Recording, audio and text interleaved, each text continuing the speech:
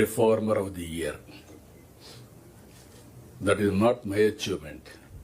It is a collective achievement, all of us. ఇక్కడుండే మనందరి సమిష్టి కృషి. 2 ఏళ్లకు మునుపు రాష్ట్రం గురించి ఏ విధంగా మాట్లాడేవాళ్ళు, ఈరోజు రాష్ట్రం గురించి ఏం మాట్లాడుతున్నారు, the award it self is indication. కాబట్టి ఈ యొక్క అవార్డు అనేది బాధ్యతను కూడా పెంచింది. ఇప్పుడు అవసరం కూడా ఇలాంటి అవార్డ్స్ మనకు.